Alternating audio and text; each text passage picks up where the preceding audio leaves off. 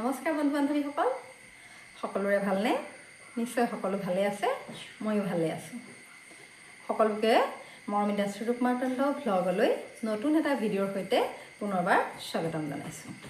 আজি আপোনালোকৰ ওচৰলৈ লৈ আহিছোঁ ষ্টিকাৰ কমেণ্টৰ ওপৰত এটা সৰু ভিডিঅ'টো চোৱাৰ আগতে আপোনালোকলৈ অনুৰোধ, আপোনালোকে এতিয়ালৈকে যদি মোৰ চেনেলটো ছাবস্ক্ৰাইব কৰা নাই তেতিয়াহ'লে চেনেলটো ছাবস্ক্ৰাইব কৰি দিব আৰু মোৰ ভিডিঅ'বোৰটো বা অন্য ভিডিঅ'বোৰ যদি চাই ভাল পায় তেন্তে লাইক কৰিব, কমেণ্ট কৰিব।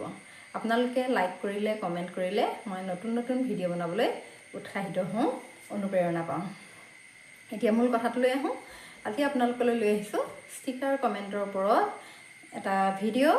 আৰু ষ্টিকাৰ কমেণ্ট মানে এইটো ষ্টিকাৰ কমেণ্ট যে দেখিছে, এই ষ্টিকাৰ কমেণ্টটো আপোনালোকে ফেচবুকত প্ৰায় দেখি থাকে আৰু বহুতে হয়তো ব্যৱহাৰ কৰিছে।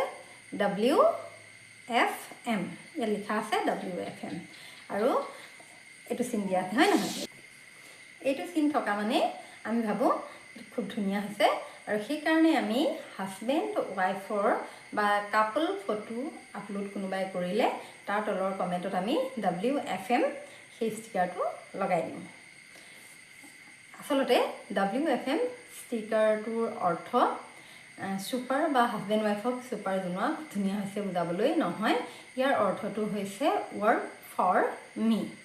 আকৌ কৈছোঁ, WFMৰ অৰ্থ হৈছে ৱৰ্ক ফৰ মি, অৰ্থাৎ মোৰ কাৰণে কাম কৰা। আমি যদি এই ষ্টিকাৰটো কাৰোবাক কমেণ্ট হিচাপে দিওঁ তেতিয়া তাৰ অৰ্থটো বুজাব মই তেওঁৰ কাৰণে কাম কৰিছোঁ। সেয়েহে এই ষ্টিকাৰটো দিওঁতে আমি চাই ল'ব লাগে ষ্টিকাৰটো আমি কাক দিম। যদি আপুনি কোনোবা বছৰ কাৰণে কাম কৰি আছে তেওঁ দিছে বেলেগ কথা, বা কাৰোবাৰ কাৰণে দিছে মানে যদি ষ্টিকাৰটোৰ লগত আপোনাৰ মানে অৰ্থটো বুজাইছে, সামঞ্জস্য আছে, তেতিয়াহ'লে দিব পাৰে, নহ'লে এইটো ষ্টিকাৰ কমেণ্ট ব্যৱহাৰ নকৰিব। আৰু এটা ষ্টিকাৰ আছে দেখিছেনে? এইটো হৈছে SUP, অৰ্থাৎ চমুকৈ লিখা আছে হোৱাটছএপ। হোৱাটছৰ এছটো আছে আৰু হোৱাটছআপ।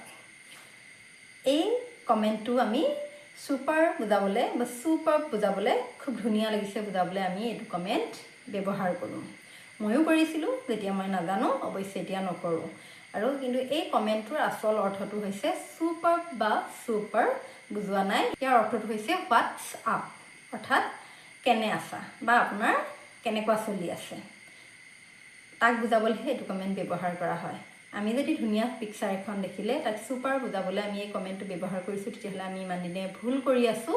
আৰু সেইকাৰণে আমি যেতিয়া কমেণ্ট কৰিম তেতিয়া এই ছুপাৰ বা খুব ধুনীয়া বুজাবলৈ কমেণ্ট কৰিলে আমি WFMটো ব্যৱহাৰ নকৰোঁ বা SUP এই কমেণ্টটো আমি ব্যৱহাৰ নকৰোঁ।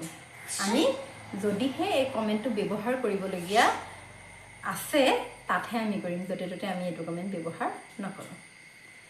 আৰু আপোনালোকে ইমান সময় মোৰ ভিডিঅ'টো চোৱাৰ কাৰণে সকলোকে পুনৰবাৰ ধন্যবাদ জনাইছোঁ।